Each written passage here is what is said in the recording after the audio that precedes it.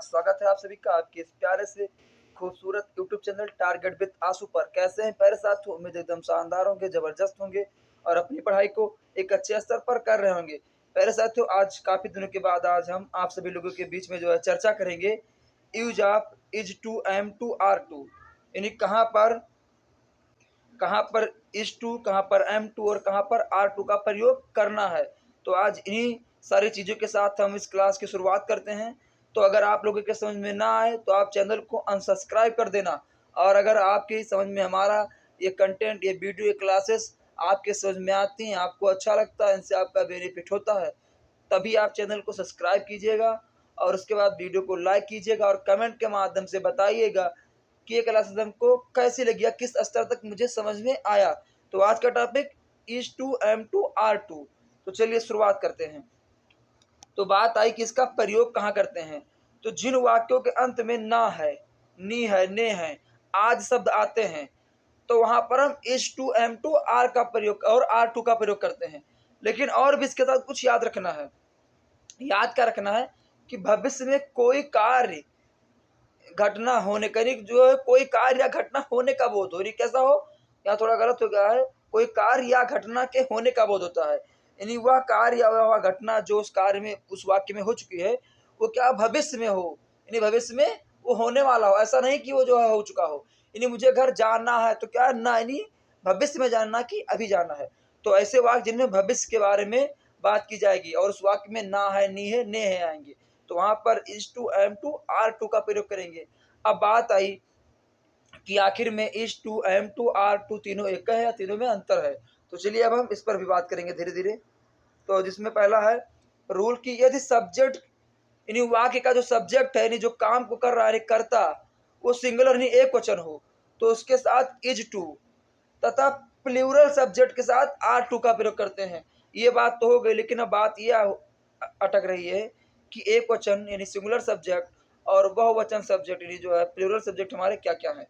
तो ही, सी, इट या किसी का नाम, इन चीजें क्या हो गई है, सिंगुलर सब्जेक्ट।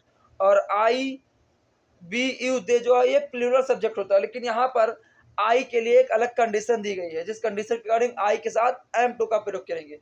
तो यू, बी, दे के साथ हम आर टू का प्रयोग करेंगे। अब तीसरा रूल जो है वो है कि आई के साथ एम टू का प्रयोग करते हैं। और तीसरा रूल है इज टू, आर टू या एम टू के बाद वर्ब की पहली अवस्था का ही प्रयोग करते हैं। यानी इस तरीके के वाक्यों में जिसमें is to, am to, are to का प्रयोग होना है, तो वहां पर हम वर्ब की पहली अवस्था का ही प्रयोग करेंगे।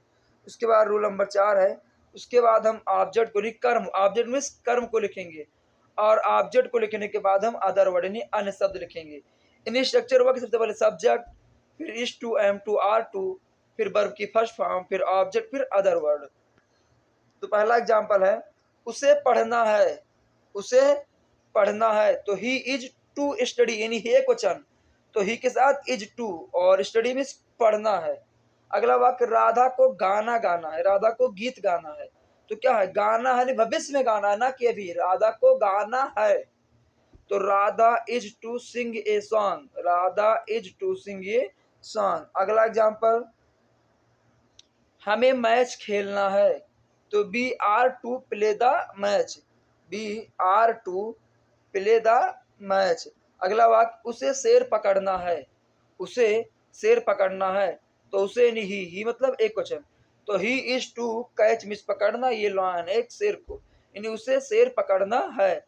पक्षियों को उड़ना है, तो यानी कई पक्षियां हैं, बहुवचन, तो the birds are to fly, the birds are to fly. अगला एग्जांपल, रोहन को गाड़ी चलानी है, रोहन को गाड़ी चलानी है, तो रोहन एक वचन है, तो रोहन यानी किसी का भी नाम, वो क्या है, एक वचन ही होता है, यानी सिंगुलर सब्जेक्ट। तो रोहन को गाड़ी चलाना है, रोहन इज टू ड्राइव ये कार, ड्राइव मीन्स गाड़ी चलाना। अगला एग्जांपल,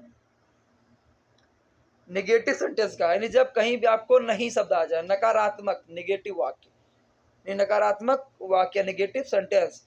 तो पहला वाक्य, उन लोगों को यहाँ नहीं रुकना है, उन लोगों को यहाँ नहीं रुकना है, तो those people are not to stay here, those people यानी उन लोगों को, आर नहीं, नॉट टू नहीं रुकना है, स्टे हियर। यानी इसके बाद नॉट, आर के बाद नॉट फिर टू लगेगा और स्टे में रुकना, हियर में से यहाँ। अगला एग्जाम्पल, मुझे फल नहीं खरीदने हैं, मुझे फल नहीं खरीदने हैं, तो I am not to buy the fruit. अगला एग्जाम्पल, बिल्ली को दूध नहीं पीना है, तो the cat is not to drink milk, the cat is not to drink the milk. अब चलते हैं कुछ और एग्जाम्पल जो है इंट्रोगेटिव सेंटेंस के, कि इंट्रोगेटिव के वाक्य हैं तो उनका आप ट्रांसलेट कैसे करेंगे। तो पहला है, क्या रोहन को होली मनानी है, क्या रोहन को होली मनानी है, तो is Rohan to celebrate Holi, is Rohan to celebrate Holi. अगला एग्जाम्पल, क्या उन्हें आपसे बात करनी है, are they to talk to you, are they to talk to you. अगला एग्जाम्पल, उसे नौकरी, उसे कहाँ नौकरी करनी है, उसे कहाँ नौकरी करनी है, तो कहाँ की होयर होगी, तो where is he to do a job, where is he to do a job. अगला एग्जाम्पल, आप आपके पुत्र को कितना पानी पीना है, आपके पुत्र को कितना पानी पीना है, तो कितना पानी, यानी हाउ मच वाटर। देखिए अगर कितना शब्द के बाद कोई भी नाउन हो और वो काउंटेबल हो, नहीं वो गिनने योग्य हो, तो वहाँ पर हम जो है मैनी का प्रयोग करेंगे, और वो अनकाउंटेबल यानी अगिनित हो, अगणित हो, उसे ना गिन सके, ना गणना कर सके, तो उसके लिए हम हाउ मच का प्रयोग करेंगे। तो यहाँ पानी को हम गिन नहीं सकते हैं, तो how much water is your brother to drink, यानी how much water is your brother to drink. अगला एग्जाम्पल और लास्ट एग्जाम्पल, यहाँ कौन आने को हैं, यहाँ कौन आने को हैं, तो कौन के लिए हु, तो who is to come here, who is to come here, यहाँ कौन आने को हैं। तो ये रही हमारी use of is to, am to और आर टू से संबंधित क्लासेस। तो मुझे उम्मीद है ये सारी क्लासेस आपके समझ में अच्छे से आई होंगी, और बाकी मिलते हैं अगली क्लास में कुछ नया लेकर। तब तक के लिए आप सभी लोग मेरे इस चैनल टारगेट विद आंसू पर बने रहिए। चैनल को सब्सक्राइब कीजिए, कमेंट कीजिए और शेयर कीजिए, और अपने मित्रों को बताएं क्लासेस आप जो है यहाँ पर बहुत अच्छी क्लासेस हो रही है।